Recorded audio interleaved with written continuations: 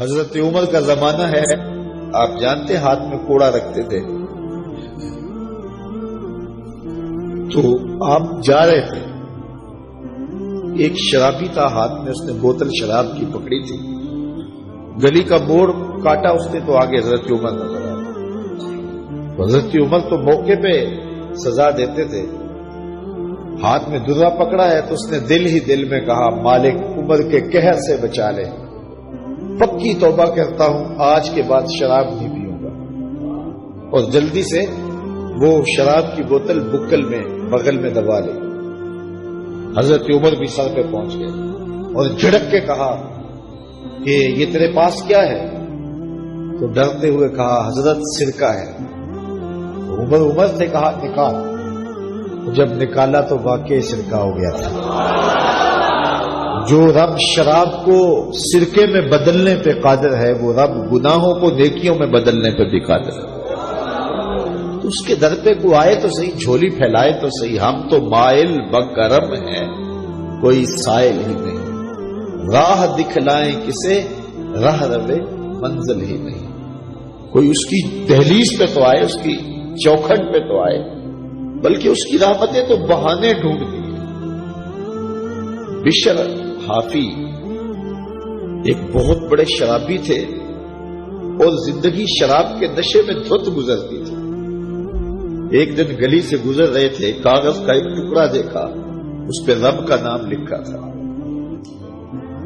یار بندہ گناہ گار ہو بے ادب نہ ہو، گناہ گار ہو بے ادب نہ ہو، تو کاغذ کے ٹکڑے پہ رب کا نام لکھا تھا، اس کو اٹھایا، چوما، صاف کیا، خوشبو لگائی اور اونچی جگہ پہ رکھ دیا کہ یہ میرے رب کا نام ہے، اور شراب پینے پھر میخانے میں چلے گئے۔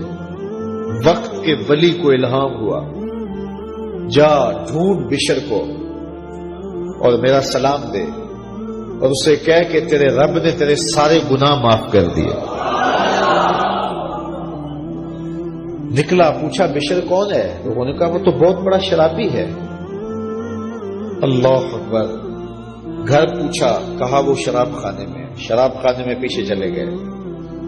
وقت کا ولی اللہ شراب خانے کے دروازے پہ دستک دے رہا ہے۔ اندر سے آواز آئی، کون؟ نام بتایا، کہا میں بشر کو ملنا چاہتا ہوں۔ کہا وہ تو نشے میں دھت پڑا ہے۔ ساقی میخانہ نے کہا کہ وہ تو نشے میں دھت پڑا ہے، کہا اسے ملنے آیا ہوں۔ اس نے جا کے کہا کہ باہر تیرا کوئی مہمان ہے۔ تو بشر نشے میں ہی ڈولتا ہوا ننگے پاؤں دروازے پہ آیا۔ اللہ کا ولی کھڑا تھا، کہا کہ تیرے رب نے تجھے سلام بھیجا ہے، تو نے اس کے نام کی قدر کی تھی اور اس نے تیرے سارے گناہ معاف کر دیے۔ بشر حافی ننگے پاؤں تھے، اس وقت نشے میں تھے۔ نشہ شراب کا تھا، لیکن رب کا سلام آیا تو یہ نشہ اس سے بھی اوپر تھا۔ جھوم اٹھے اور کہا کہ میں اب رب کا سلام آیا ہے تو اب میں ننگے پاؤں تھا، اب ساری زندگی میں جوتا نہیں پہنوں گا۔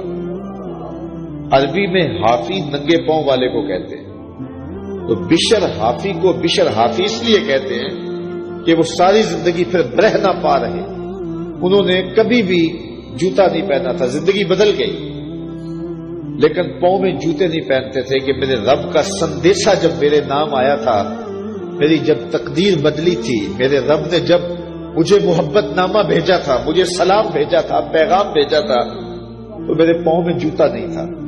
تو بشر حافی جوتا نہیں پہنتے تھے، تو رب نے کرم یہ کیا کہ بشر حافی نے گھر سے مسجد میں جانے کے لیے جو راستہ اختیار کرنا ہوتا تھا، اس راستے پر جانور گوبر نہیں کیا کرتے تھے، جانور نیت نہیں کیا کرتے تھے۔ یہ بشر حافی کی گزرگاہ ہے۔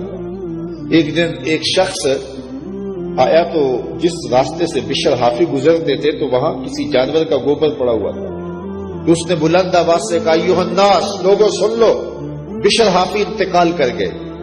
لوگوں نے کہا تمہیں کس نے بتایا ہے؟ کہا یہ گوبر پڑا ہوا ہے، اس کا مطلب ہے کہ آج بشر حافی اس گلی سے نہیں گزریں گے۔